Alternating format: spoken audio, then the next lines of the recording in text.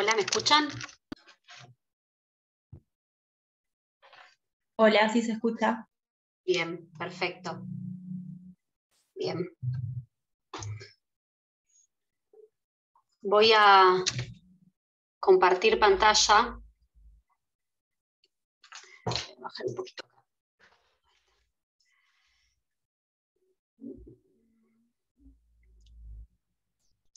Ay, la luz esa. A ver si me pongo más para acá, si no me da el reflejo. Bueno, ya empezaron a ver sucesiones. Ay, no me deja. Bien. Felicitaciones a los que aprobaron. Han superado una parte importante. Hoy, para mi gusto, viene la parte más linda que sucesiones. Prefiero 1000 veces sucesiones antes que familia. Y además lo que tiene sucesiones es que está todo como un poco relacionado en realidad. En familia es como que todos los temas están, una cosa es alimento, otra cosa es adopción, otra cosa es filiación. Familia es como que todo está ensamblado, que también es como una dificultad, porque si no entendiste la primera parte, después como que se te dificulta para poder seguirla. Pero bueno. Y además, esto lo digo siempre, y capaz que ya lo dije en una clase y eso significa que me estoy volviendo vieja, pero que sucesiones es otra de las materias, en realidad las materias entre comillas, vendría a ser los procesos judiciales en los cuales se les asegura a los abogados, se nos asegura el cobro de nuestros honorarios. A ver, es muy difícil que alguien quiera rechazar, estoy subiendo la silla, perdón, estoy con un problema con la silla. Alguien quiera rechazar hacer una sucesión cuando hay bienes, ¿sí?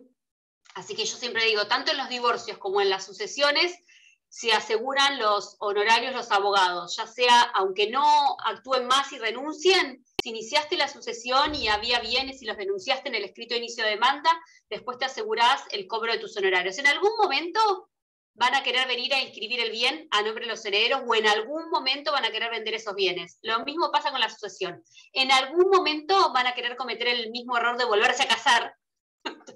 Entonces van a necesitar la inscripción de la sentencia de divorcio y obviamente para que el juez libre la sentencia, libre la inscripción de la sentencia de divorcio en el registro o para que inscriba, para que ordene el juez de la sucesión el oficio para la inscripción de los bienes a nombre de los herederos o a nombre de un tercero adquirente, es necesario previamente que se acredite que los honorarios del abogado están asegurados o que fueron percibidos.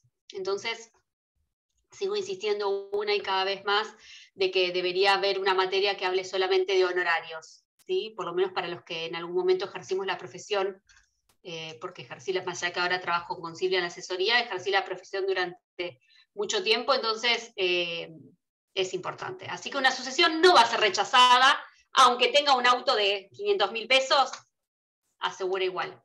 Esperen que voy a ver si puedo compartir pantalla del anfitrión. Le voy a pedir, no sé si está Mariano, a ver, le voy a escribir a ver si me puede dejar compartir pantalla. Espérenme.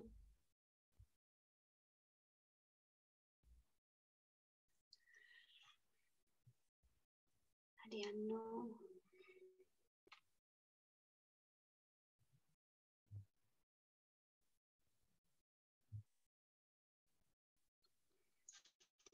Mientras tanto voy a ir agarrando un mate, aunque sea, perdón si me ven, si no les molesta, pero llegué corriendo de la asesoría.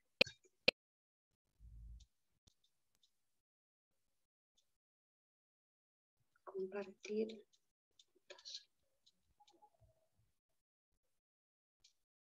Perdón.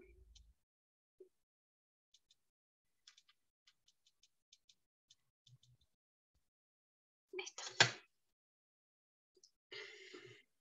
Acá. Ahí mientras me permite, hoy a mí me toca esto, hacer los avisos, no serían los avisos fúnebres, pero sí los avisos previos antes, podríamos ponerle, dada la materia, pero me pidió Silvia que avise que el 21 no tienen clases y el 25, virtual quiero decir, Ni el 21 ni el 25, que sería el lunes que viene. Ni el jueves ni el lunes tienen clase virtual. Ella va a subir la clase igual, ¿sí? Si es que no la subió, conociéndola todavía. Así que van a tener subida la clase de ella, para que sepan que no tienen que conectarse, a eso voy. A ver ahí. Sí, quería preguntarle ¿Sí? si, no sé, si el tema de las clases presenciales puede ser que van a cambiar la modalidad Sí. en... No me acuerdo con quién estábamos la otra vez en el recuperatorio, que les pregunté antes que llegara Silvia, y supuestamente no, recién para el año que viene, pero nos avisaron que empiezan ahora las clases presenciales a partir de la semana que viene. Nosotros no vamos a hacer modalidad totalmente presencial, sino que creo que es, si no me equivoco, 2 veces a la semana va a haber clases presenciales. Esperen que ahí le contesto a Mariano. Dale, tranquilo. Así que va a haber clases presenciales. De hecho, creo que está informado en la plataforma, si no me equivoco, porque Silvia nos dijo que lo puso en la plataforma. Yo igual, si quieren, les digo, pero hay la coordinación. Sí, los días, creo que lunes y miércoles. Exacto, exacto. A mí creo que me toca muy adelante, pero ya la próxima semana tienen, si no me equivoco, ya les digo.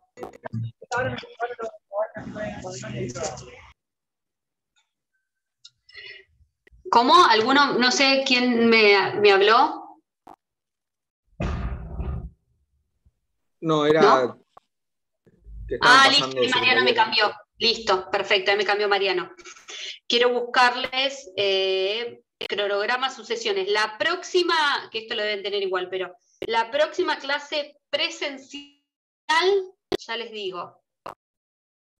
Conmigo tienen hoy y mañana. El jueves no tienen clase, pero Silvia va a subir. Silvina, espérenme, porque donde dice presencial, acá. La primer clase presencial es el 27, el miércoles que viene, que es con Silvia. Y esa semana es esa nada más. Y después, que sería la última semana de octubre, ¿no? Ya octubre. Y después la otra clase presencial sería 1, 2, el 3 de noviembre, sería el miércoles siguiente. Miércoles y después tengo el 8 recién, presencial. No sé, ¿está así? ¿Ustedes sí? El 15 de noviembre. ¿Sí? Ese es el que yo tengo, lo que yo tengo presencial. Igualmente, el sistema de subir las cosas a la plataforma, eso queda igual, por más que vayamos presencial, vamos a seguir subiendo los Power y eso. Bueno, eso después verán el tema de la dificultad, si alguno no puede ir presencial y esas cuestiones, ¿no? Porque la verdad no es algo que nosotros decidimos. Yo consultaba principalmente por eso, porque yo soy de Necochea, por ejemplo, y nada, trabajo los días de semana, no voy a poder ir. Claro, claro. Capaz, porque viste que, bueno, el tema es que cuando lo damos virtual, viste, cuando nosotros damos ahora virtual, que queda grabado y ustedes les dan un link después. El tema es, tendrían que averiguar, el tema es cuando la damos presencial, no hay forma de grabarla la clase, en realidad. Lo único que vas a tener en su caso es el tema de los Power, lo que podamos llevar a subir en la plataforma. Esa es la única macana, por decirlo entre comillas, si es que es una macana. Lo que pasa es que uno es como que ya de alguna forma estás acostumbrada a esto, a lo virtual, que obviamente facilitó muchísimo. Y bueno, pero bueno, por ahí hay alguna otra herramienta que yo desconozco. Y más que nada por esto, porque yo tenía entendido, al igual que ustedes, que no se iban a poner las presenciales hasta el año que viene. Pero bueno. El tema, profe, es los que cursamos otras materias que estamos muy justitos con los horarios, o sea, hay 15 minutos entre clase y clase, entonces ahí se pone un poquito más complejo, porque no se puede estar en 2 lugares al mismo tiempo. O sea, claro, si el tema es que si una todo en la virtual, facultad, ponele, claro, ahora que estoy pensando, si vos tenés presencial el miércoles que viene, ponele, y 4:30 empieza la otra virtual, o sea... Claro, yo curso sociedades que termino 14:45, familia a las 15 y después laboral a las 10, cuando termina familia, o sea, a los 15 minutos, termino a las 6 de la tarde. La familia entonces te queda sándwich, irme te de queda mi en el casa, medio. o sea, como medio un chino. Claro. Y familia te queda en el medio, sanguchito. En el medio, sí. Y las otras 2 son virtuales. Exacto. Claro.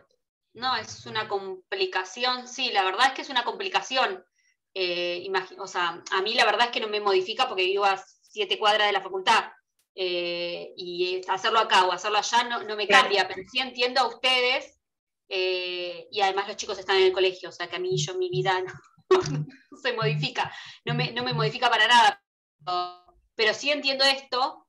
En todo caso también lo voy a plantear con los docentes como para que también lo tengamos en cuenta, porque por lo que tengo entendido también, que lo puso Silvia en la plataforma, es que se va a tomar lista esos días presenciales, en realidad. Sí, ella dijo el viernes pasado en la plenaria, yo le consulté y dijo que bueno, que el que tenga ¿Silvia o Rotonda o Adriana? No, perdón, Rotonda. Dijo que el que tenga algún impedimento se podía ver de que lo justifiquemos por el campus y demás, pero el tema es no perderse la clase, más que nada creo que claro, eso, por eso más digo, allá de la asistencia.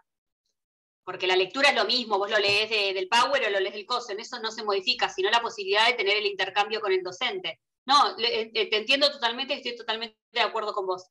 Lo que pasa es que también se plantea desde el inicio del cuatrimestre, uno ya sabe después cómo anotarse en las materias y demás, pero al quedar, o sea, por más que sean virtuales, o sea, mismo acá en mi casa, o sea, es re poca diferencia, a veces algún profesor se extiende 5 minutos y tenés que conectarte, o sea, es como bastante el ritmo. Incluso salir de la clase presencial también es tal cual. Tener que salir antes porque te tenés que conectar a la otra también es como medio complicado, me parece. Además de que te consume los datos y te vas conectando durante hasta que llegas a tu casa. Manejando, sí. Claro, sí, bueno, nos pasa a nosotros en las audiencias. Nosotros, por ejemplo, en asesoría, en los juzgados no tenemos Wi-Fi. Nosotros nos manejamos desde la computadora. Por ejemplo, familia tiene un gran porcentaje de audiencias que son por videollamada de WhatsApp. Y nosotros utilizamos nuestro teléfono en la asesoría porque tenemos una sola cámara. Entonces, por ahí, si uno está utilizando la cámara por Microsoft, tiene una audiencia, nosotros tenemos que ir... bueno, hoy a mí, por ejemplo, tuve 3 audiencias. Una presencial en un civil, la otra virtual a través de Microsoft Teams y la tercera a través de una videollamada de WhatsApp. O sea, 3 cosas. Obviamente corrimos, salvando las distancias, obviamente, pero entiendo la dificultad que plantean. Pero bueno, yo lo voy a dejar manifestado para que sepan que en todo caso, creo que por lo que me están diciendo, si en algún momento alguna no puede ser presencial y se decide que sea desde la casa, que obviamente a ustedes también les conviene, creo, ¿no? Pero bueno, lo voy a dejar manifestado a las docentes, porque piensen que igualmente esto es una directiva de la cátedra, o sea, y de la facultad que le baja a la cátedra y que tiene que tomar determinadas medidas. De hecho, dice es totalmente presencial y se decidió que sea esto progresivo, y por eso no es que pusimos todas las clases, sino al menos 2 clases. De hecho, a mí, como justo no me tocaban miércoles y viernes, creo que hasta fin de año tampoco, encima el examen termina re temprano también. O sea, no sé si es bueno o es malo, pero bueno, por lo menos no es que nos toca el brindar con el parcial, en realidad. Pero bueno, reitero, sí, perdón. ¿Hay fecha parcial? ¿Hay fecha parcial ya no? Sí, creo que estaba ya. A ver, espérame. Porque la tecnología y yo estamos lentos. Espérame, ya te digo.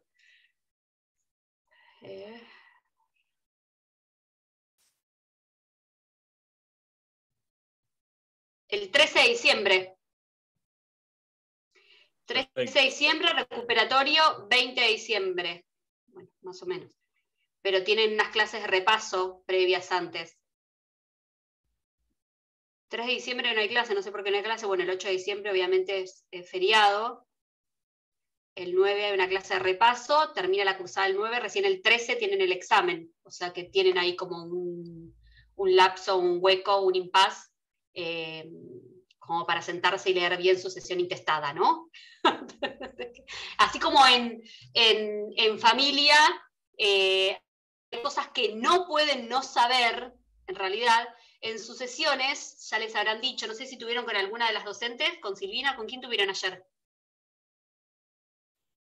Con Marisa. Mariela. Con Mariela. Bien. No hay problema. Ojalá, sin desmerecer a Mariela, obviamente que es una genia y una capa, Marisa mueren. O sea, ¿la escucharon a Marisa alguna vez hablar, a Marisa Herrera? Ay, chicos, si yo hablo rápido, con ella se mueren. Es una genia. Si tienen la posibilidad de escuchar a Marisa Herrera en algún momento, no pierdan la oportunidad porque es un viaje de ida escuchar a Marisa. En cualquier tema que le escuches, en cualquier tema. Hay un montón de charlas que se están dando ahora, y parece que soy propaganda de Marisa, pero si la siguen en Instagram,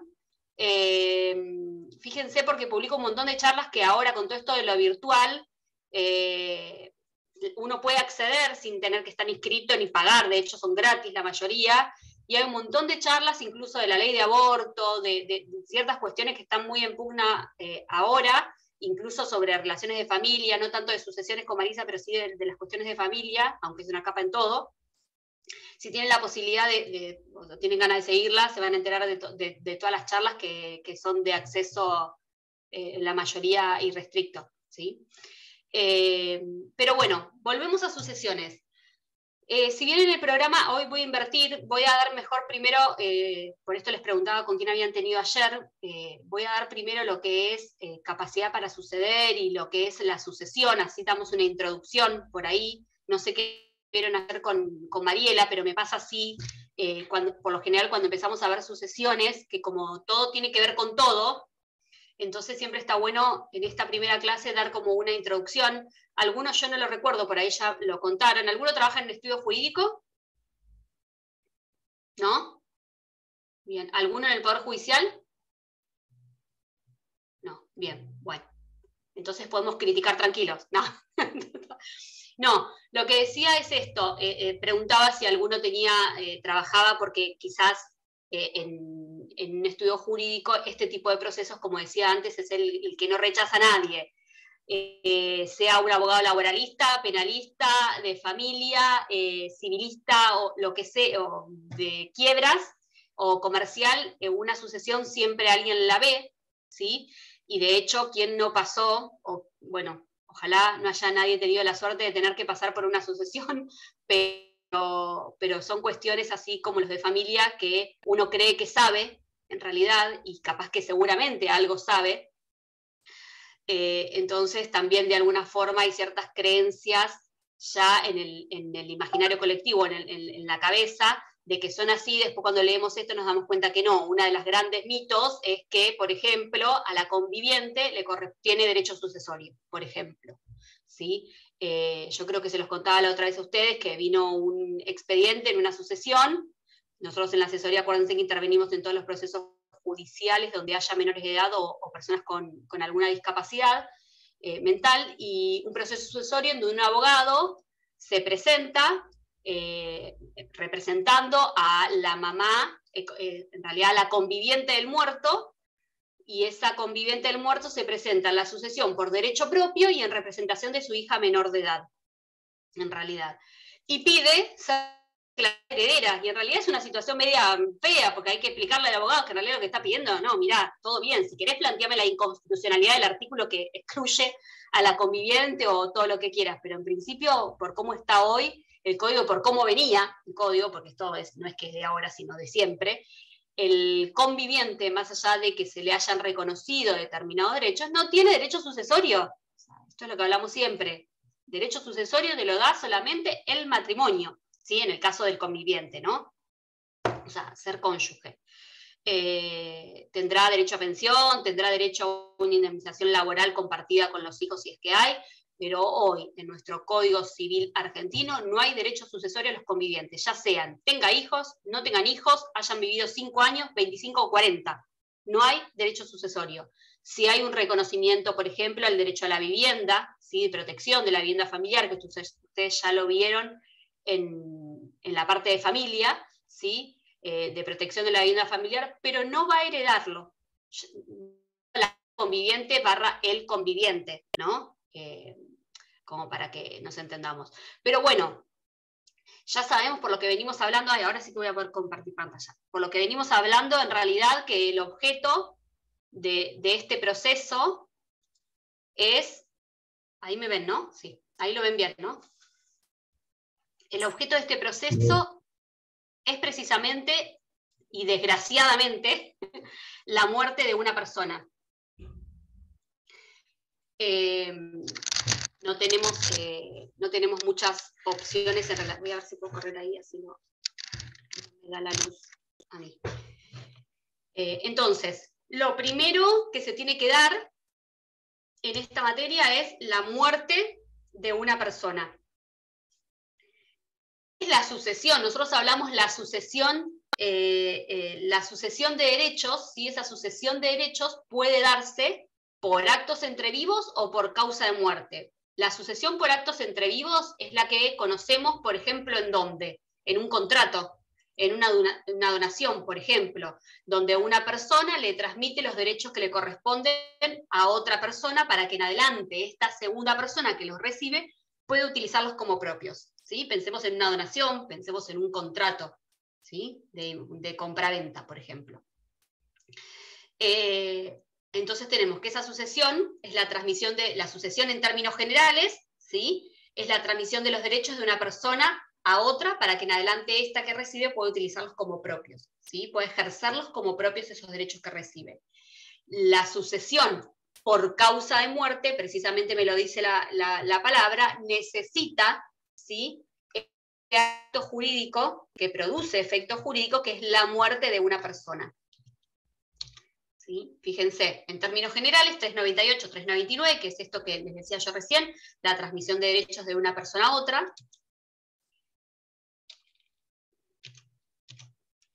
¿Cómo? ¿Sí? Esa sucesión puede ser por actos entre vivos, un contrato de compraventa, una cesión de derechos, una donación, o por causa de muerte, que es la que nos interesa en esta materia, que es del 3273, 72 en adelante, 72 en adelante. 22, 72 en adelante. Ahora, por eso me gustaban mucho las notas de Vélez, el error de las notas de Vélez en su momento. En sus sesiones tenía muchas notas que explicaban los artículos, y en el 3279, que era el primer artículo de sucesiones del Código de Vélez, ¿sí? Del Código Derogado, él les decía y explicaba que la apertura de la sucesión, la muerte, la apertura se producen en el mismo momento, decía Vélez. En el mismo momento de ¿qué? De la muerte del causante. Apertura y muerte, mismo momento. ¿Sí? ¿Qué quiere decir esto? Que la sucesión de los derechos de la persona muerta automáticamente con su muerte pasaban a sus herederos. ¿Sí? Esto lo explicaba Vélez en esta famosa nota del artículo 3279 del viejo código. Todos saben la famosa error, ¿no? Por eso digo de las notas de Vélez, el error que no tenían que ser publicadas las notas, y finalmente cuando mandan a imprimir salieron las anotaciones que Vélez había hecho. Por eso es, ningún código del mundo tiene notas, solamente en su momento tenían las de Vélez. Entonces, tenemos que tanto la muerte como la transmisión de esos derechos de la persona muerta a las personas que lo sobreviven y que lo suceden, se produce en el mismo momento de la muerte del causante. ¿Qué significa esto? Fallece mi papá, nosotros somos dos hermanas, automáticamente con la muerte de mi papá, los bienes que eran de mi papá, yo que soy una heredera forzosa conjuntamente con mi hermana y con mi mamá, por ejemplo, recibimos, ¿sí? La totalidad de los bienes que son transmisibles por sucesión.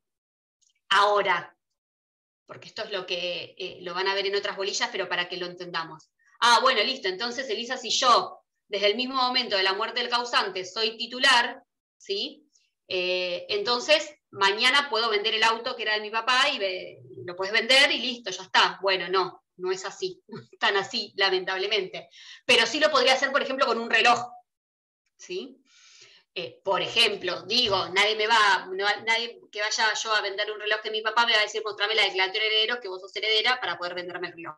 Bueno, el tema es que con los bienes muebles o inmuebles registrables pasa que necesitamos la declaratoria de herederos. ¿Qué significa esto? Ustedes van a ver en la otra bolilla que hay herederos que tienen los bienes desde el mismo momento de la muerte del causante y otros que necesitan, sí o sí, está de pleno derecho significa, y otros que tienen que exigirlo judicialmente.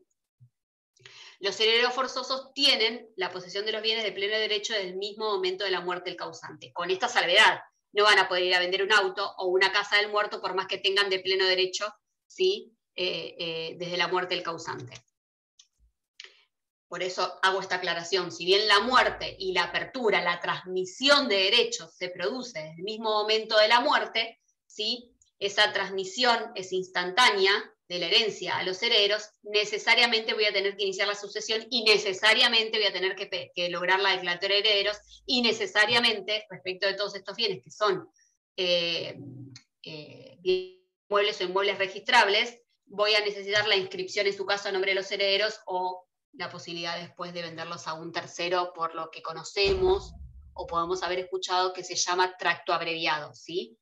Yo ahora les voy a tirar varios nombres, pero por esto de que digo que todo en sucesiones, todas las bolillas están relacionadas. Si hay algún término o alguna cuestión que se les confunde o lo que sea, activan obviamente el micrófono y lo hablamos, porque es como que lleva a diferentes temas. Ahora dijimos que había un hecho trascendental que daba lugar a la apertura de la sucesión, ¿sí? Desde el mismo momento, y que se produce conjuntamente, que es precisamente la muerte. Esa muerte puede ser una muerte real, ¿sí? La muerte que todos conocemos, o una muerte presuntiva, ¿sí? La diferencia entre una y otra situación, ¿sí? Porque para el código puede haber muerte real o muerte presunta, acuérdense. La única diferencia es cómo voy a probar una y otra. ¿Cómo les parece yo que pruebo la muerte real? Con el certificado de defunción.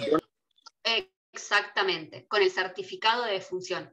Con el certificado de defunción se prueba la muerte de una persona y es el primer documento que yo necesito para el inicio de un proceso sucesorio, ¿sí? Después vamos a ver qué otro documento, porque qué es lo otro que yo le voy a tener que pedir al cliente, ¿sí? En el inicio de esa sucesión. Bueno, listo. ¿Querés iniciar la sucesión de tu papá? Listo, bien, perfecto. ¿Qué necesitas? El certificado de defunción. Primero que haya muerto, obviamente, y el certificado de defunción. Ahora, si es una muerte presuntiva, ¿de dónde va a surgir la muerte presuntiva? De una sentencia. La sentencia, exactamente, de la declaración judicial que declara la muerte presunta, ¿sí? Entonces, esos son los dos documentos que voy a necesitar para acreditar la muerte y que me va a habilitar a mí el inicio del proceso sucesorio, ¿sí?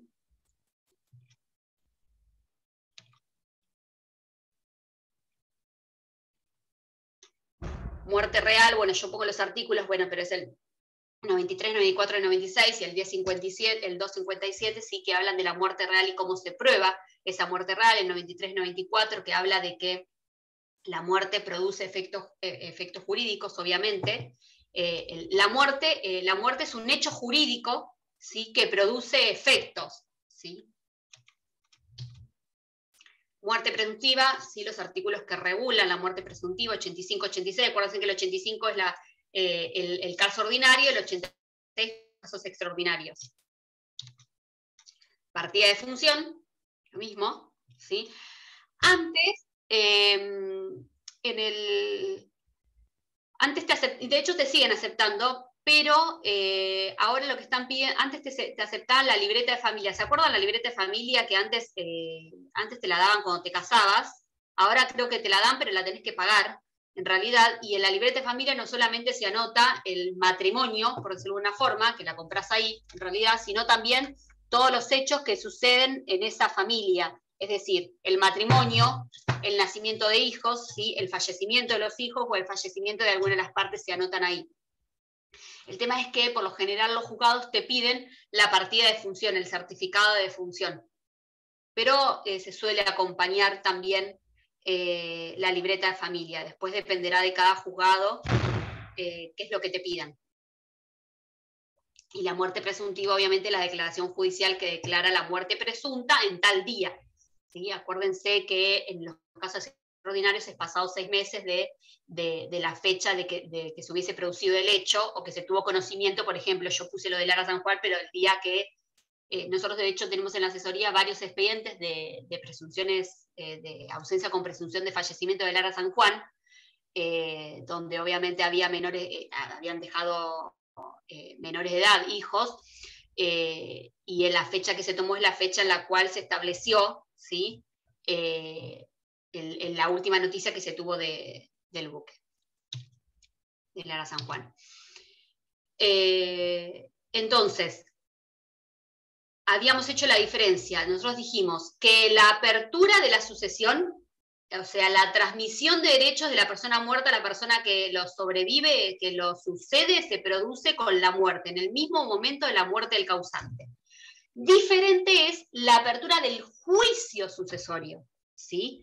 El juicio sucesorio no lo inicia de oficio el juez, ¿sí? Necesariamente lo van a tener que iniciar los herederos o los legatarios, ¿sí? Después vamos a ver qué diferencia hay entre uno y otro, en otras bolillas más adelante, o incluso tienen la posibilidad de iniciar una sucesión un acreedor, ¿sí? También puede iniciar un proceso sucesorio. Vamos a ver después, lo van a ver más adelante, hasta dónde puede avanzar un acreedor en el inicio de un juicio sucesorio. Pero tengamos en cuenta que una cosa es la apertura de la sucesión, que se produce en el mismo momento de la muerte del causante, y otra cosa es la apertura del juicio sucesorio. Nosotros dijimos que lo primero que vamos a tener que acreditar en este juicio sucesorio es la muerte de la persona, ya sea con la declaración judicial de ausencia con presunción de fallecimiento, con el certificado de defunción. Ahora, en su estudio viene una señora y dice: falleció mi esposo, quiero iniciar el juicio sucesorio. ¿Qué les parece a ustedes que necesitan para poder iniciar ese proceso sucesorio? ¿Qué documentación, además del certificado de defunción en su caso, le van a tener que pedir? Acreditar el vínculo. ¿El vínculo de quién? ¿El vínculo de quién? ¿En carácter de qué vas a solicitar? Bien. O sea que en realidad primero le vamos a decir: ¿usted, señora, estaba casada? Por esto que yo les decía antes. Porque, no, pero viví 20 años con él. Bueno, no, pero ¿estaba casada? Esto me ha pasado. ¿Estaba casada? No. Bueno, no, entonces no. ¿Tenían hijos? Sí. Bueno, listo. Entonces, en principio, vamos a ver igual después quiénes son los que tienen vocación sucesoria, quiénes son los que van a heredar, ¿sí? Pero en principio los herederos forzosos, ¿qué quiere decir? Los que tienen una porción de la herencia, ¿sí? Son ascendientes, y los que son supletorios, son ascendientes cónyuge, ¿sí? Nos pueden dar los supletorios, son los colaterales hasta el 4º grado. Pero esas son las personas que pueden heredar hoy en nuestra legislación vigente. Entonces, ascendiente, descendiente, cónyuge, colaterales hasta el 4º grado. ¿Quién es usted? La conviviente, listo, no. Conviviente o... ¿cómo se llama? Ya miren, fíjense que estoy tan mecanizada que no me sale concubina. No me sale la palabra concubina, pero es conviviente. Quería acordarme y no me salía. No, viví 20 años, bueno, no. Teníamos 2 hijos, 5, no, listo. Entonces voy a acreditar el vínculo de la persona que se presenta, ¿sí? Con el vínculo que lo unía con el causante. Si estaba casada, obviamente la persona, lo que le voy a pedir es el certificado de matrimonio, el acta de matrimonio. Que lo que piden que las actas de matrimonio sean actualizadas. ¿Qué significa? Que ahí no me va a servir la libreta de familia en su caso. El juez me puede pedir que yo traiga, porque de familia yo me puedo haber divorciado y nunca se inscribió el divorcio, ¿sí? De hecho, igual puedo haberme divorciado y puede ser que lleve un certificado de matrimonio, un acta de matrimonio actualizada, pues tienen hoy los expide hoy siempre los expide el registro y tienen 90 días de validez. Puede ser que la pida hoy, ¿sí? Y nunca anotamos la sentencia de divorcio, y si nunca la anotamos, nunca va a aparecer. Ojo con eso también, si no aparece nadie, nosotros nos ha pasado, me ha pasado en el ejercicio de la profesión y me ha pasado en la asesoría también, y nos dimos cuenta después, desde la asesoría me ha pasado que la señora se había presentado a iniciar la sucesión de su cónyuge, ¿sí? Estaba casada, presentó el certificado de matrimonio, pero claro, nunca habían inscrito el divorcio. Ella estaba peleada con sus hijos, de hecho los hijos eran menores de edad, mellizas eran. Estaban peleadas con su mamá, de hecho habían vivido hasta el último momento con su papá, y cuando las chicas se enteran que la madre había iniciado el proceso sucesorio, se presentan con una abogada, con la que era la guardadora en su momento, se presenta la guardadora en representación de estas dos chicas, se presenta en el proceso sucesorio y dice, nosotros somos las hijas del causante, menores de edad, por eso es que intervino en su momento la asesoría, y cuando entramos a ver, en realidad, de empezar a hablar con los chicos, ellos tenían conocimiento que los padres habían iniciado un juicio de divorcio, pero no sabían que efectivamente se habían divorciado. Y estaba la sentencia y nunca la habían inscrito. Por lo tanto, lo que se pidió después fue la exclusión, ya había declaratoria de herederos, la exclusión de esta señora de la declaratoria de herederos, porque en realidad ella estaba divorciada. Si bien no se había inscrito la sentencia, pero el divorcio estaba.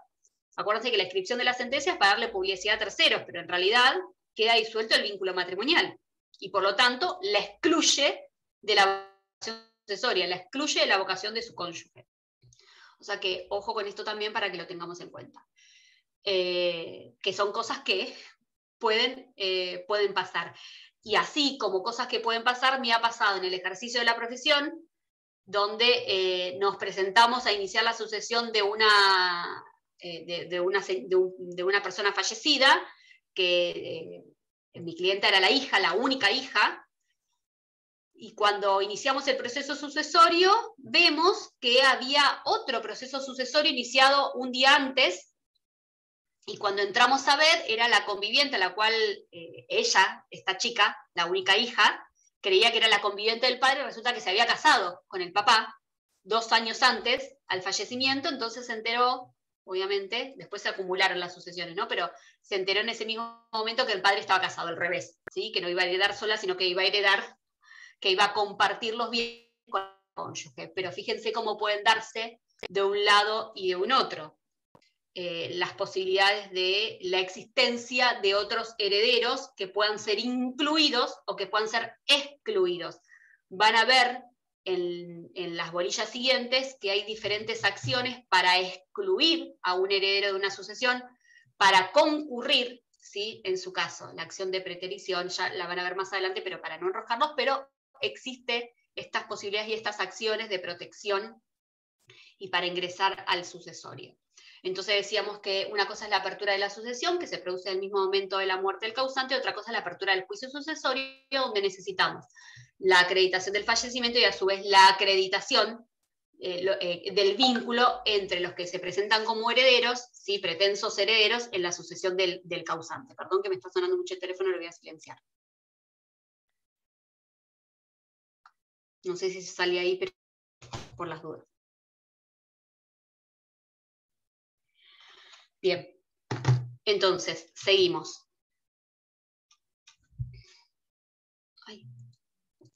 Ay, muchacho. Pasen acá. Bien. Ahora, esta es la parte la más linda.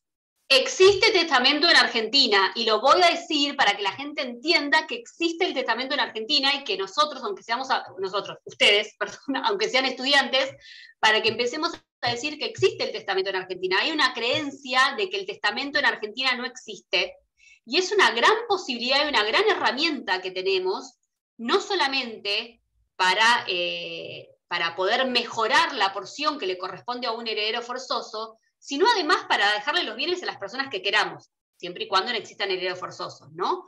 Pero a esto voy, porque el llamamiento que hace a los posibles herederos, el llamamiento es, bueno, a ver, ¿quiénes van a poder heredar a esta persona que murió?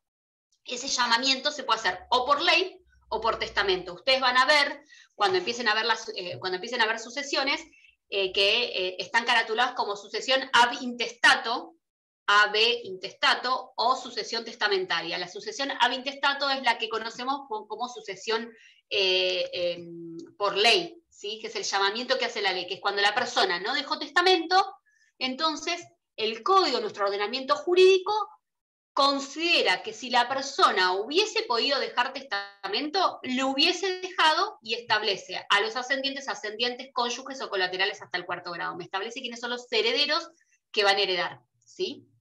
Ahora, pero fíjense ya cómo de alguna forma y en principio es como que hay una posibilidad, o sea, que en principio es, bueno, si la persona no dejó testamento, lo primero es, ¿dejó testamento o no? Bueno, o sí.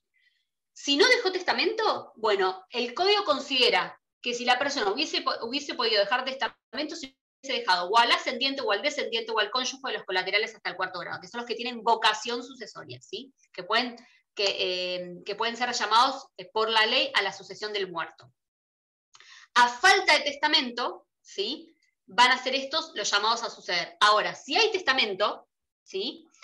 Si hay testamento y si hay herederos forzosos, es decir, si hay ascendiente, descendiente, ascendiente puede ser un padre o un abuelo, un descendiente, hijos, nietos, un cónyuge, ¿sí? O colaterales hasta el 4º grado, los colaterales no son forzosos, pero si hay ascendientes, descendientes o cónyuges que son los forzosos, el testamento en el testamento voy a poder disponer respecto a lo que se llama la porción disponible. ¿Qué significa? Voy a poder hacer testamento si tengo herederos forzosos.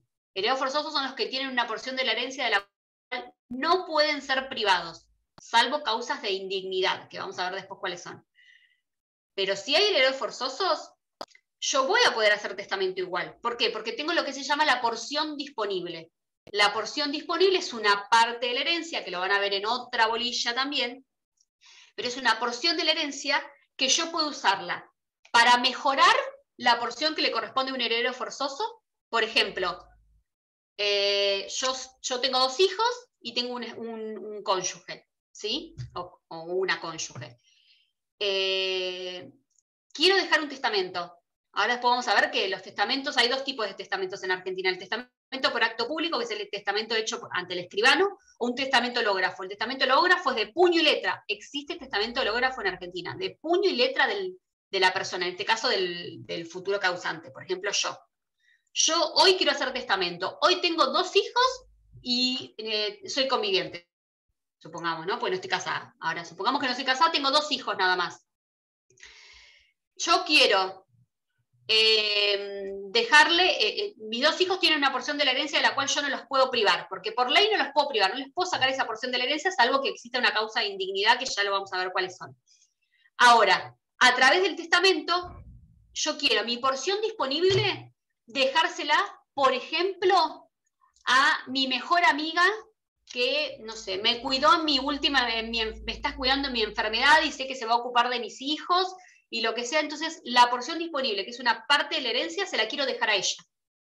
Listo. Se van a respetar las porciones que les corresponden a mis hijos, que van a ver cuáles son los porcentajes después, y a su vez le voy a dejar este porcentaje de la herencia, que se llama la porción disponible, a mi mejor amiga. Por ejemplo, pensemos en esta situación, podría ser un amante, o podría ser que le mejoro a uno de mis hijos, por ejemplo, le mejoro a uno de mis hijos la porción que le corresponde.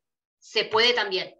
Entonces, esa porción disponible yo puedo dársela a un heredero forzoso o dárselo a un tercero a quien yo quiera, ¿sí? Puede ser un sobrino, ¿sí? A quien quiera.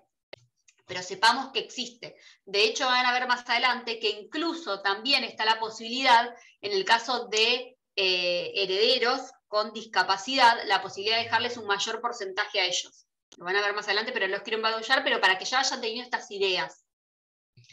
Ahora dijimos que las fuentes del llamamiento, el llamado que hace la ley a los posibles herederos puede ser o por ley o por testamento. Por ley me van a decir quiénes son los que pueden heredar. Ascendiente, descendientes, ¿quién pueden suceder el causante? Ascendiente, descendiente, cónyuge, colaterales hasta el 4º grado. ¿Se acuerdan colaterales, no? En la bolilla de parentesco, ¿quiénes eran? De los costados, ¿sí? Después de 8 se hacen el cuadrito y van a ver un sobrino, por ejemplo. Acuérdense que para el colateral yo tengo que partir de la persona cuyo parentesco quiero computar, de ahí me voy al tronco común y de ahí a la otra persona. Por ejemplo, para saber qué parentesco tengo yo respecto del hijo de mi hermana, ¿sí? De mi sobrino, vendría a ser, parto de mí, no me cuento yo.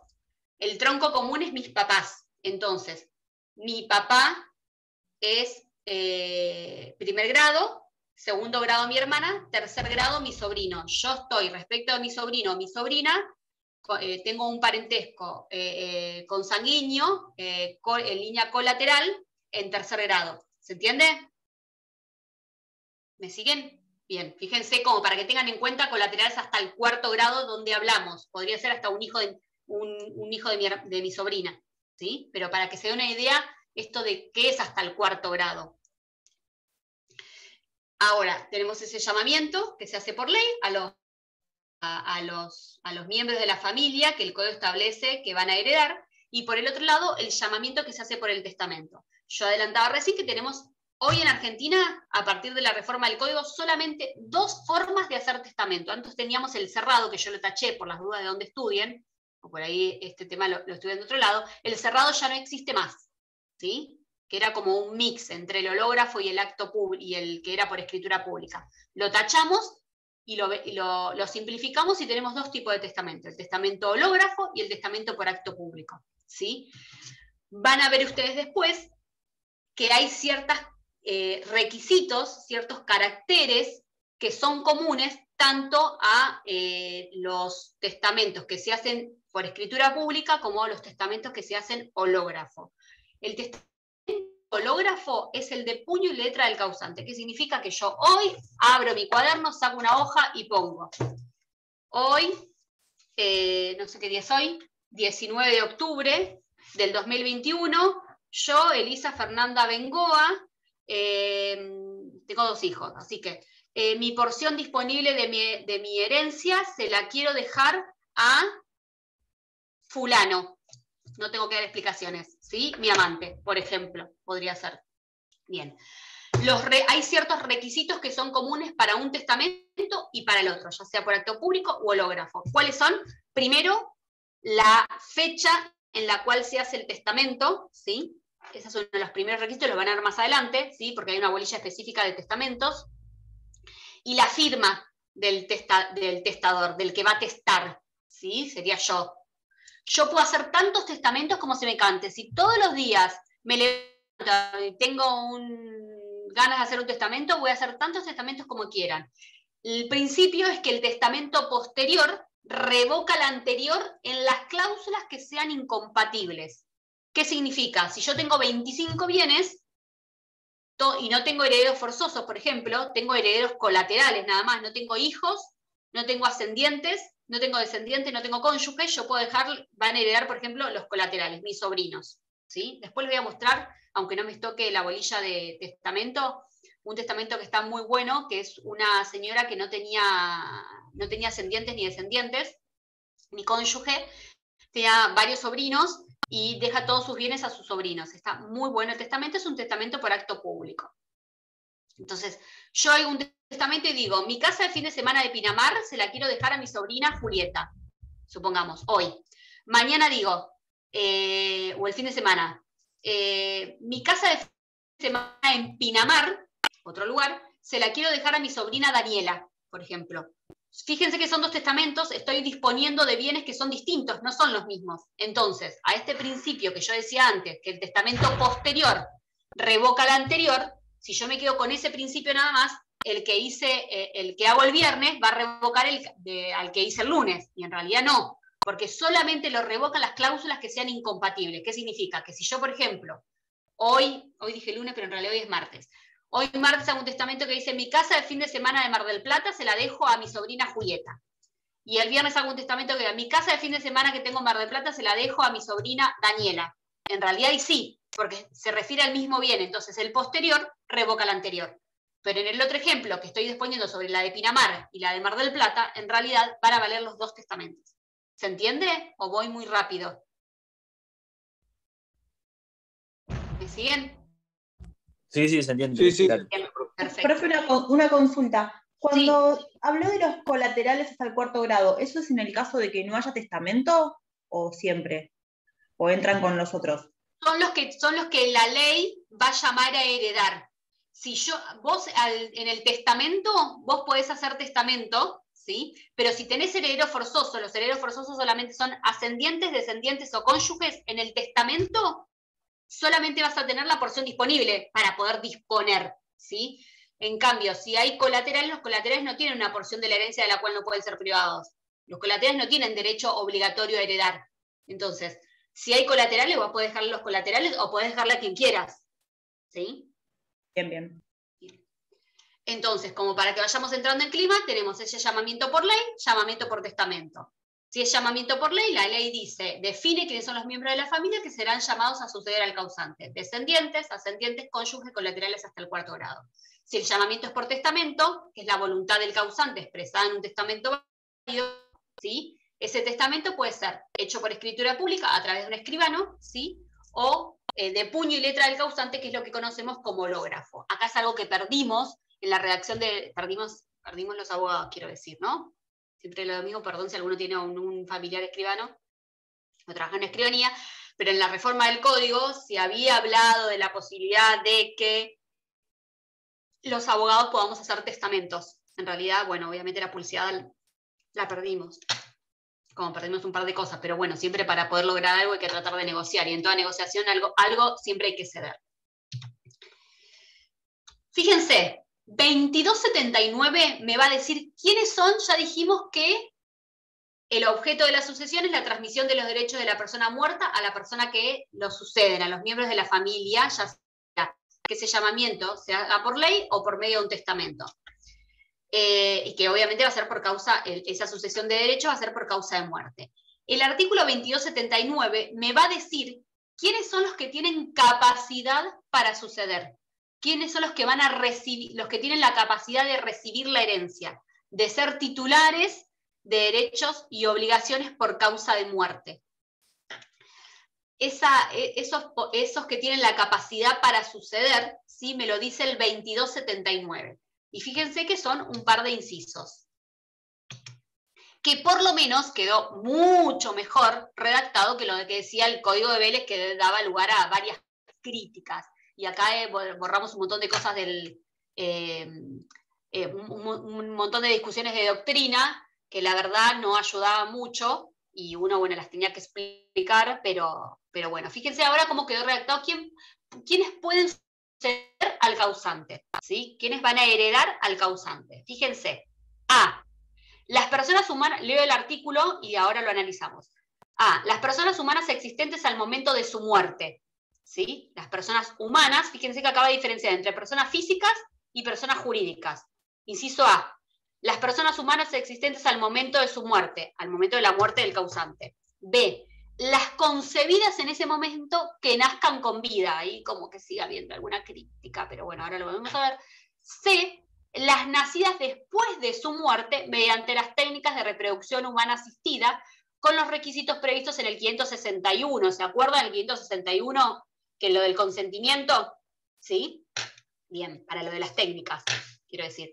D, cuarto inciso, las personas jurídicas existentes al tiempo de su muerte y las fundaciones creadas por su testamento. Fíjense que inciso A, C se refieren a personas físicas.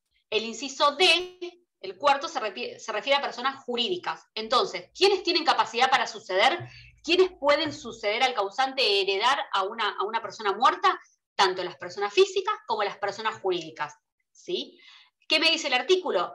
Que en relación a las personas físicas es necesario que existan al momento de la muerte del causante, ¿sí?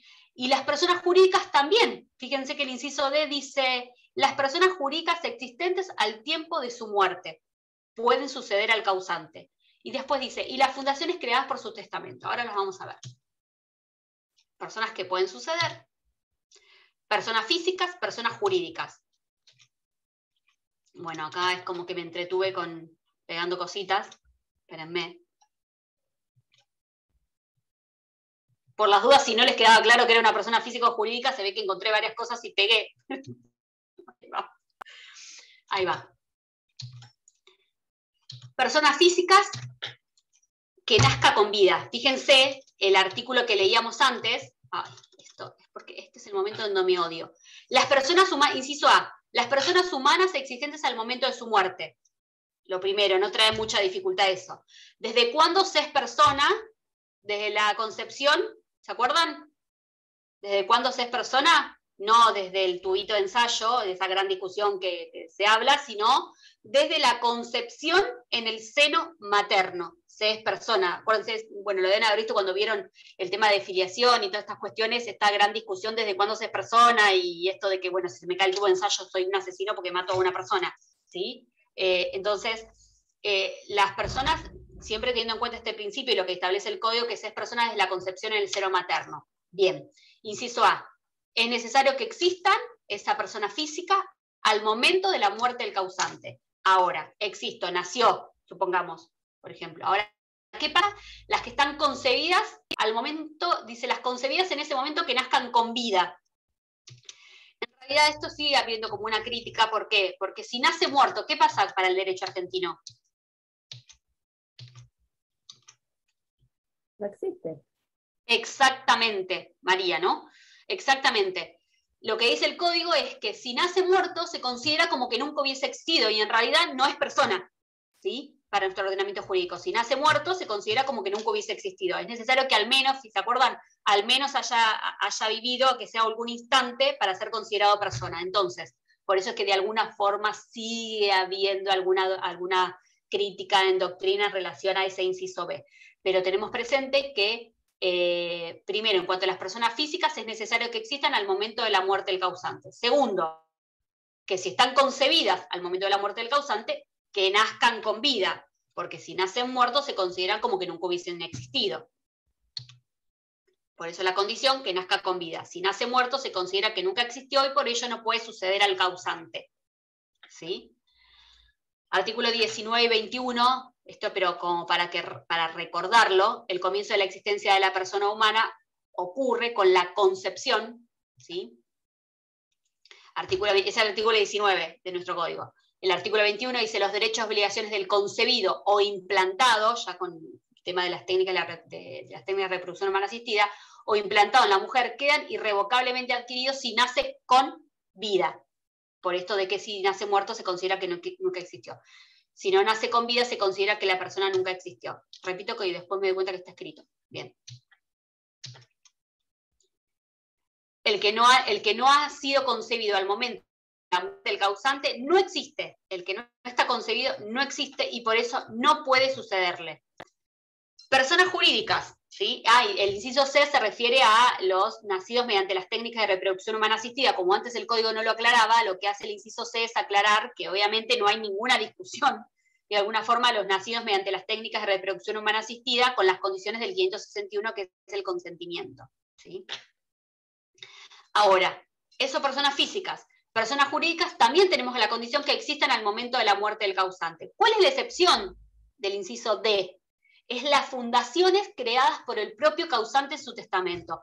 Supongamos que a la novela de Maradona, ¿cómo me hubiese gustado que Maradona hubiese dejado testamento con tanta gente alrededor y hubiese sido, pero recontra, o Ford, por ejemplo, estos grandes que tienen tanta gente alrededor que hubiesen pedido testamento para por lo menos poder estudiarlo desde otro lugar. Pero supongamos que Maradona hubiese dejado un testamento y hubiese dicho, quiero que la porción disponible de mis bienes, ¿sí? Esta porción de la herencia que yo pueda darle a quien quiera, quiero que con la porción disponible de mis bienes se cree una fundación en mi nombre. Este sería el claro ejemplo en donde la persona jurídica no existe al momento de la muerte del causante, sino que la crea, ordena esa creación el propio testador se refiere al que hace el testamento, ¿no? El propio causante en su testamento. Esa sería la excepción a esto de que no existe al momento de la muerte del causante, la persona jurídica. ¿Me siguen, no? Por eso la excepción ahí dice, aquella fundación que no existe al momento del fallecimiento, pero que se crea posteriormente como consecuencia de una disposición testamentaria expresa realizada por el causante de su testamento. ¿Bien? Digo Maradona como puede ser otro, yo porque quiero que promocione que se pueda hacer testamento, porque la verdad es que veo en la asesoría todas sucesiones ab intestato, deferidas por ley se llaman, entonces son más entretenidas cuando vemos alguna cuestión así. Bien. El tema es que... sí, perdón, María. Entonces no puede, digamos, decir, bueno, como última voluntad, creo que se cree una fundación con tal y que tal inmueble le vaya destinado a esa fundación. No, tiene que ser una No, fundación que ya exista antes, ¿o sí? no, si hay una fundación o algo, puede ser, porque qué sé yo, hay un montón de fundaciones de Maradona, por ejemplo, o Messi también, que tiene un montón de fundaciones. Bueno, si vos querés dejársela a una fundación que ya existe, sí, obviamente, vos podés dejarle tu porción disponible a quien quieras, o incluso toda tu herencia, si es que no tenés heredero forzoso, se la podés dejar a X, ¿sí? A quien quieras, a cualquier persona física o jurídica, supongamos que no tenés herederos forzosos. Yo doy el ejemplo, es un ejemplo para que veamos aquella situación en donde la persona jurídica no existe al momento de la muerte del causante, sino que es creada por el propio causante en su testamento, esa persona jurídica, ¿sí? Ordena la creación. De hecho, yo creo que era la asociación de, hay un libro que es no creo que lean por él, pero Aspiri, no sé si lo escucharon nombrar alguna vez, Aspiri escribe sobre sucesiones, a mí en su momento me encantaba, porque era muy didáctico, tenía un libro igual antes de la reforma del código, ¿no? Cuando estudié yo, muy didáctico, y lo interesante de este libro que les digo, de Aspiri, tenía el testamento de Gardel, que había sido escrito de puño y letra, un testamento hológrafo. Gardel no tenía descendientes, y le había dejado los bienes a X, no importa. Después, si lo consigo el libro, se los voy a mostrar porque estaba muy bueno, aparte de puño y letra de Gardel. Y lo que había hecho él era designar en el testamento lo que se conoce como el albacea, como el administrador de la sucesión. Vos además en el testamento, después lo van a ver ustedes más adelante, el testamento puede tener disposiciones de contenido patrimonial o de contenido extrapatrimonial, ¿sí? Una disposición de contenido patrimonial, le dejo mis bienes o le dejo mi casa de fin de semana a tal, por ejemplo. Una disposición de contenido extrapatrimonial podría ser la designación de un albacea, de un administrador del sucesorio, ¿sí? O, por ejemplo, una disposición de contenido extrapatrimonial puede ser reconocer un hijo. Maradona tranquilamente podría habernos ahorrado un montón de cosas, o por lo menos algún capítulo de la novela, si hubiese dicho reconozco a tal, ¿sí? Pero bueno, no lo hizo y acá estamos siguiendo la novela ya bastante y vamos a tener para el rato. Pero bueno, a esto que preguntaba María, es el ejemplo que yo daba es de una persona jurídica que no existe al momento de la muerte del causante y que es creada por el propio causante de su testamento, pero podría dejárselo a una fundación que ya exista, ¿sí? Fíjense esto, hay una diferencia entre lo que llamamos capacidad para suceder, que es el 2279, perdón, que decíamos recién, que es quien tiene capacidad para suceder, las personas humanas que existan al momento de la muerte del causante, las concebidas que nazcan con vida, las que nazcan a través de las técnicas de reproducción humana asistida, y las personas jurídicas que existan al momento de la muerte del causante, o las fundaciones creadas por el causante de su testamento. Esas son las personas que tienen, ¿sí?, capacidad para suceder, que pueden ser titular de derechos y obligaciones por causa de muerte. Diferente es la vocación sucesoria. Capacidad para suceder y vocación sucesoria no es lo mismo, ¿sí? Yo puedo tener capacidad para suceder, yo existo al momento de la muerte del causante, pero puedo no tener vocación sucesoria, ¿sí? ¿Por qué? Porque la vocación sucesoria es el llamamiento hecho por la ley, que habíamos dicho antes, o por voluntad del causante, ¿sí?, a una persona para que reciba una herencia determinada. Por ejemplo, en la sucesión de mi abuelo, ¿sí?, mi abuelo fallece, en la sucesión están mi papá y sus hermanos vivos.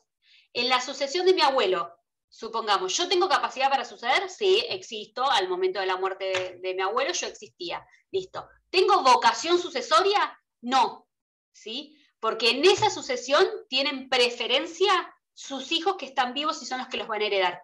¿Se entiende? Entonces, la capacidad para suceder yo la puedo tener, pero la vocación sucesoria es el llamamiento que se hace a una sucesión determinada. En términos generales, yo tengo capacidad para suceder a cualquiera, porque existo al momento de la muerte del causante, pero no voy a poder heredar a mi vecina. No tengo vocación sucesoria en la sucesión de mi vecina, salvo que me quiera dejar un testamento, ¿sí?, que me beneficie a mí. ¿Sí? ¿Se entiende? Por eso cuando hablo de vocación sucesoria, es el llamamiento hecho por la ley o por la voluntad del causante. Cuando hablo de voluntad del causante me refiero a un testamento, para que reciba una herencia determinada. Ahí fíjense, diferencia, capacidad para suceder de vocación sucesoria. Capacidad para suceder en términos generales, vocación sucesoria en una sucesión determinada, en una herencia determinada. Fíjense acá que pongo las diferencias entre uno y otro. Voy corriendo esto de acá porque los veo, para verlos a ustedes me tapa el power. La capacidad, acá me falta el título, pero fíjense que de este lado, del lado izquierdo, sería la capacidad para suceder. Es general. Una persona existe y por lo tanto tiene capacidad para suceder a cualquiera, ¿sí? La vocación sucesoria es específica para una sucesión particular. Es respecto de una persona determinada cuando cuente con un llamamiento hecho por ley o por el causante en su testamento. Por ejemplo, soy un colateral en 5º grado, por ejemplo, o un pariente por afinidad en 2º grado. En realidad, tengo capacidad para suceder, ¿sí? A mi suegra, por ejemplo. Pero no tengo vocación sucesoria, no la voy a heredar. Salvo, obviamente, que vaya en representación de mi marido que está muerto, por ejemplo. ¿Se entiende? Lo vamos a ver más adelante, pero en principio, ¿sí? Para que vean la diferencia entre una y otra. Yo tengo la posibilidad de ir a la sucesión de mi suegra, pero voy a ir no por derecho propio, sino en representación de mi esposo que está muerto. ¿Sí? Como para que vayamos entrándonos y ver diferentes situaciones. Chicos, si ven que voy muy rápido o hablo, o hay algo que no se entiende, me avisan, me cortan.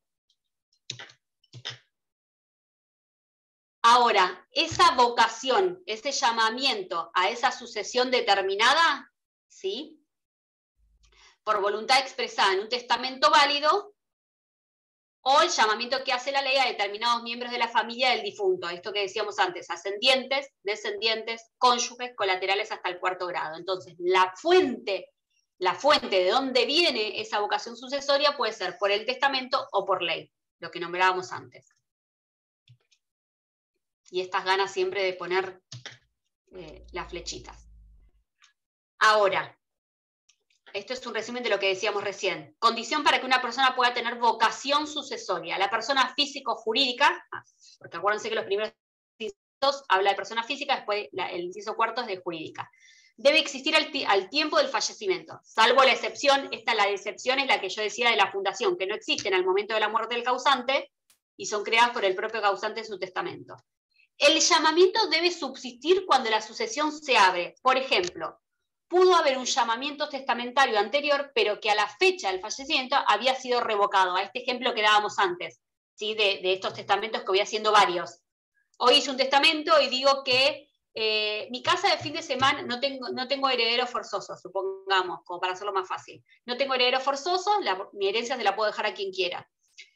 A través de un testamento, pues si yo no dejo testamento, no tengo herederos forzosos, no dejo testamentos, ¿sí? Los colaterales, no tengo colaterales, no tengo sobrino, no tengo nadie, ¿a quién va la herencia?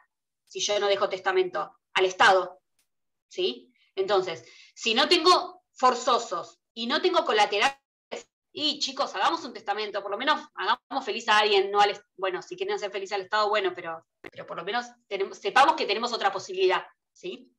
Bien, entonces a este ejemplo se refiere, a esto que decía antes, pudo haber hecho un llamamiento testamentario anterior, pero que a la fecha del fallecimiento había sido revocado. Hice un testamento hoy favoreciendo a, por ejemplo, mi sobrina nieta, colateral, Julieta. Y dentro de un tiempo hice otro testamento dejando mi herencia a mi sobrina nieta, Jorgelina, ¿sí? Respecto del mismo bien. Lo mismo, decía. Entonces, el testamento posterior revoca el anterior. El primero que había hecho quedó revocado porque es exactamente la misma disposición testamentaria. ¿Sí? ¿Se entiende? Este es en el punto 2 lo que me refiero. 3. La vocación sucesoria no puede encontrarse contrariada por voluntad del causante, por sentencia judicial o por disposición judicial. ¿Qué quiere decir? Ustedes van a ver en otras bolillas, esto que yo les adelantaba recién, que hay diferentes acciones para proteger la porción de la herencia que a mí me corresponde. ¿Qué significa? Yo tengo capacidad para suceder, ¿sí? Tengo capacidad para suceder, existía al momento de la muerte del causante. A su vez, soy la hija, ¿sí? Soy heredera forzosa Por lo tanto, tengo vocación sucesoria, a esto que decíamos antes.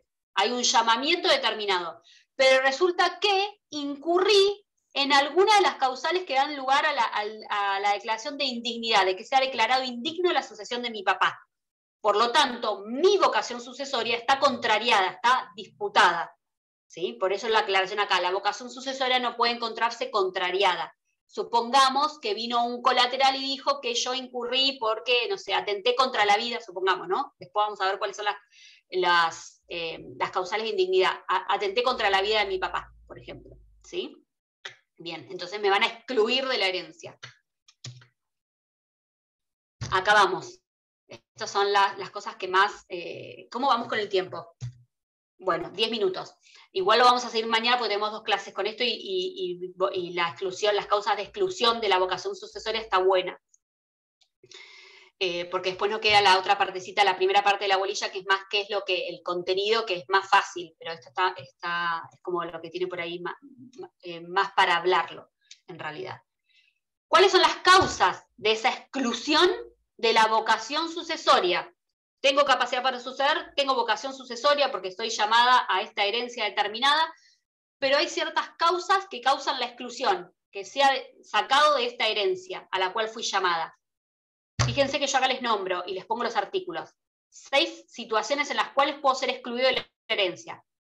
Por renuncia, obviamente es un acto unilateral por parte del presunto heredero, ¿sí? 2301, lo vamos a ver.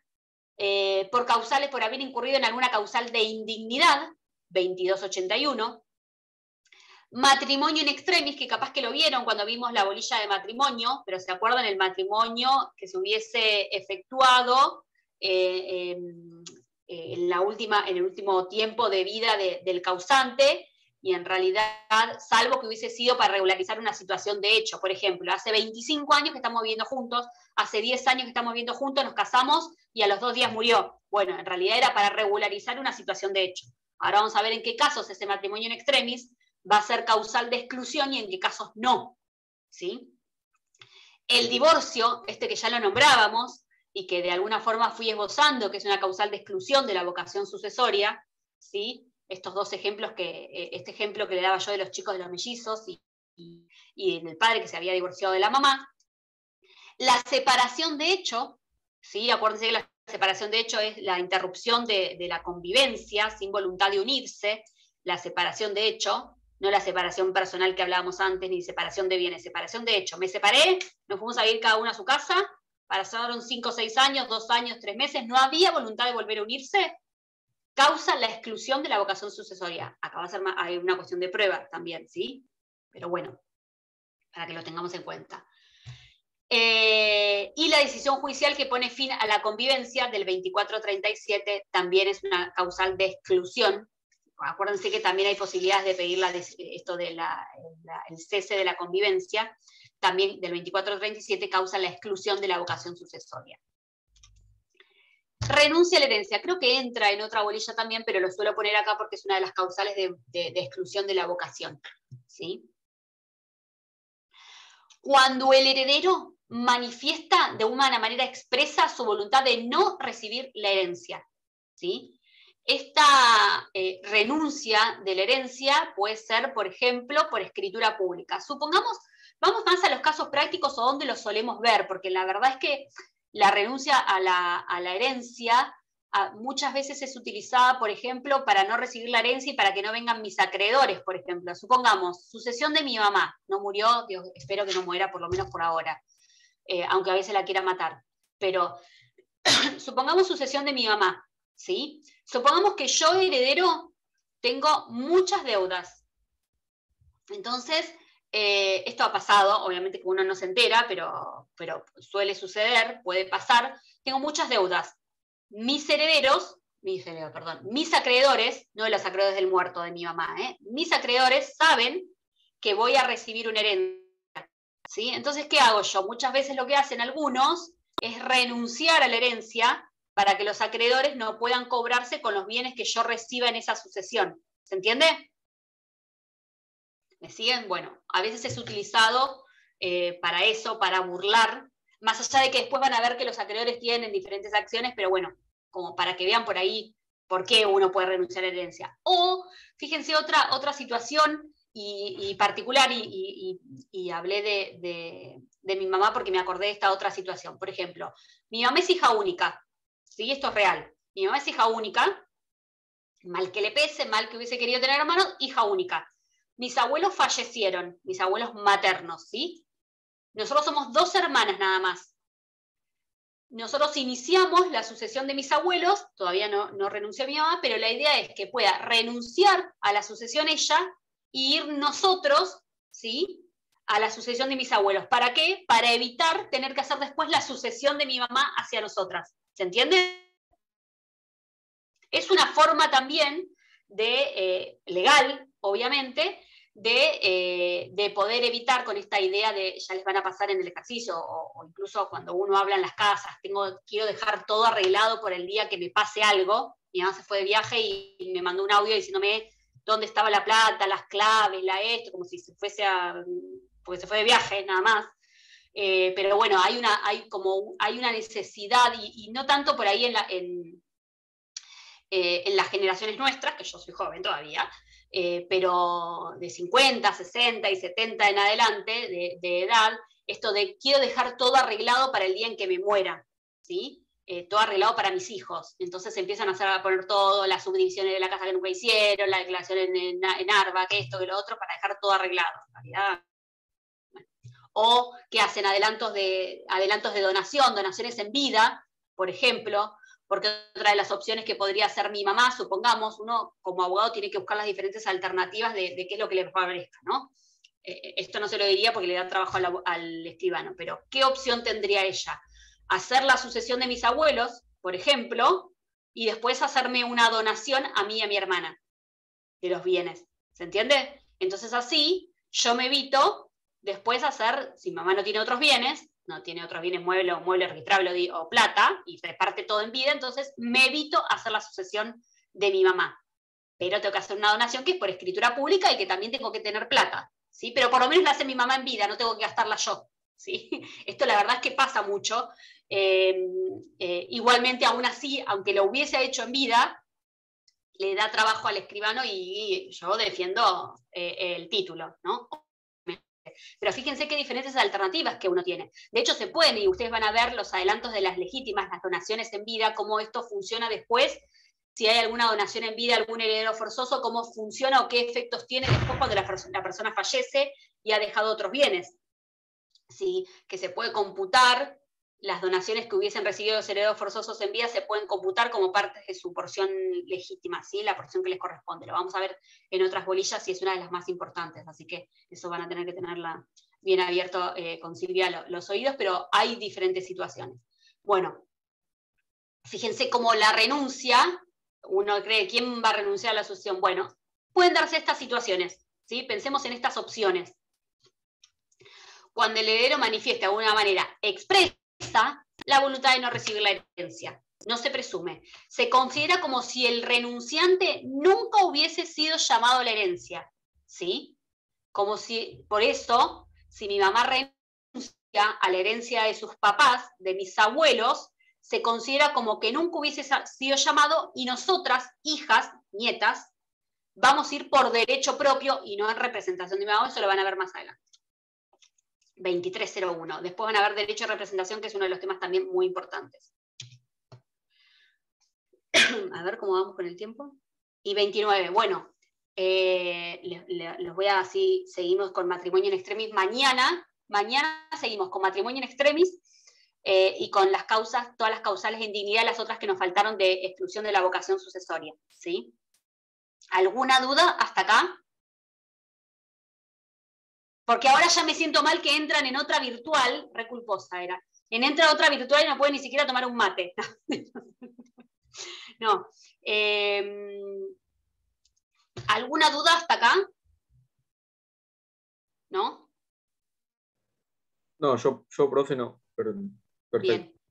Bien. Sepan que lo más importante es que si sabemos de alguna herencia vacante y denunciamos la existencia de alguna herencia vacante, nos corresponde un porcentaje de la herencia. Eso está buenísimo. Después les voy a contar, eso está bueno también. Yo como soy funcionaria pública no puedo, pero hay posibilidades de que cuando uno tiene conocimientos de que una persona no tiene herederos forzosos, ni colaterales, ni nada, y no dejó testamento, y denunciás una herencia vacante, más allá de que una parte va al Estado, también el que denuncia la existencia de una herencia vacante tiene derecho, ¿sí?, a un porcentaje de esa herencia, no para que vayan a salir a buscar ahora gente que no tenga cosa, ¿no? Pero está bueno también esta otra posibilidad que también existe y que tampoco es conocida. Esta sí no está buena tampoco que la andemos divulgando, pero bueno, hay diferentes situaciones que hay como esto. Bueno, en principio lo importante es que tenemos testamento y que es un testamento que puedo hacer por escritura pública o que incluso lo puedo hacer en mi propia casa y guardarlo en el cajón de las medias y que avisarle a alguien, ¿no?, que no lo tire, porque si no después van a ver, cuando veamos la bolilla de testamentos, van a ver cuáles son obviamente los pros y los contras, en realidad, de cada uno de los dos tipos de testamentos. La seguridad jurídica que me trae el hecho por escritura pública y lo económico de un testamento hológrafo, ¿sí? Lo económico de un testamento hológrafo es que puedo hacer tantos como quiera y cuantas veces quiera, pero no tiene la seguridad jurídica del testamento hecho por acto público, en una escribanía, por un escribano que se va a inscribir en lo que se llama el famoso registro de testamentos, ¿sí? Ustedes van a ver en el proceso sucesorio que una vez que se ordena la apertura del proceso sucesorio, del juicio sucesorio, uno de los primeros oficios que se libran, ¿sí?, que se ordenan librar, es el registro de testamentos, que es para ver si una persona dejó testamentos, si el muerto dejó testamentos. El tema es que ahí me van a surgir solamente los testamentos que haya hecho, por escritura pública. Si hizo un testamento hológrafo, no me va a surgir. Ahora se utiliza mucho, hay como un movimiento donde los abogados somos guardianes de alguna forma del testamento, entonces tenemos por ejemplo, yo tenía una clienta en el ejercicio de la profesión antes de entrar a la asesoría que había hecho un testamento y lo tenía yo guardado, ¿sí? En realidad lo hizo en la casa, yo le dije las instrucciones, ya tenía 4 hijos y quería favorecer tenía 5, perdón. Quería su porción disponible dejársela a una de sus hijas, que era la que había estado con ella en el último tiempo, hasta último momento. Entonces le expliqué esta posibilidad que tenía y cómo tenía que hacer. Obviamente que no tenía la plata para hacer un testamento por acto público en una escribanía, entonces le dije, bueno, tenés que escribirlo de puño y letra, requisito que esté escrito de tu puño y letra, no puede ser escrito por otro, que tenga la fecha, ¿sí?, y tu firma. Obviamente lo hizo, con la única salvedad que lo hizo en un afiche, o sea que imagínense cuando me lo trajo, una cosa así era, podía hacerlo en una hoja, pero bueno, ella lo hizo en un afiche, no, mi amor, fue lo más tierno, y lo tuve hasta el ingreso yo creo que ya me había salido el nombramiento, y la señora fallece a los 2 años más o menos, y habíamos iniciado el proceso sucesorio con la hija, que igual los otros hijos no sabían que había hecho un testamento, así que medio como que se armó un tema ahí.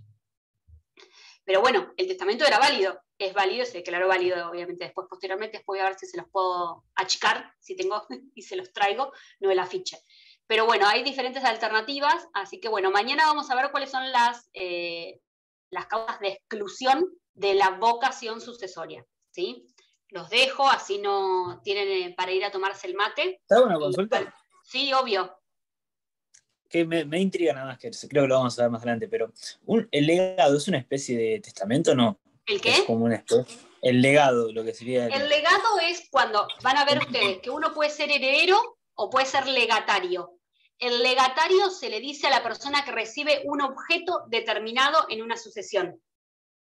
Por ejemplo, esto que yo daba, que ponía hace un ratito, dejo mi caballo de pura sangre que tengo en la estancia tal, ¿sí?, a mi sobrina X o a mi hija tal, ¿sí? Ahí yo estoy legando, estoy dejando un objeto, en este caso un animal, ¿sí?, un objeto determinado. Eso es un legado. Más allá de que yo no utilice esa palabra, ¿sí?, es quien recibe, es el legatario, es quien recibe un objeto determinado o una porción determinada de la herencia, ¿sí? Podría ser, por ejemplo, el 30% o una parte del edificio o de la casa tal, ¿sí? Es cuando se deja un objeto determinado. igualmente cuando uno hace el testamento, eso solamente por testamento lo voy a poder hacer, ¿sí? Yo voy a poder hacer un legado o voy a poder ser legatario porque existe un testamento, si no, no.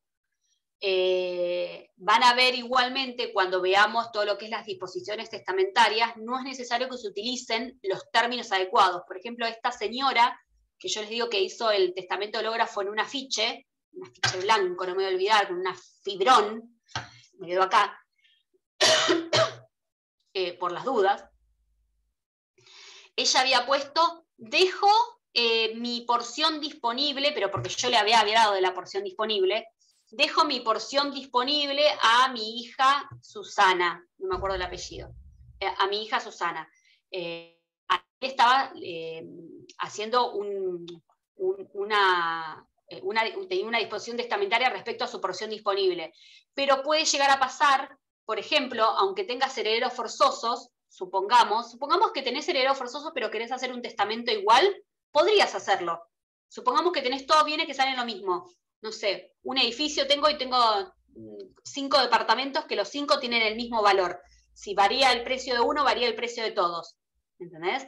Pero quiero que los de planta baja queden para mi hijo Juan y los de planta alta para mi hijo Pedro. Entonces yo en el testamento son herederos forzosos los dos y digo, lego o dejo los 2 edificios, los 2 departamentos de planta baja a Juan y los 2 de planta alta.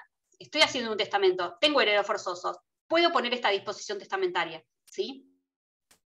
El legado es un objeto determinado o una porción de la herencia determinada, ¿sí? Cuando es así se habla de legado. Hay una bolilla que es legado si la vas a odiar, te lo puedo asegurar.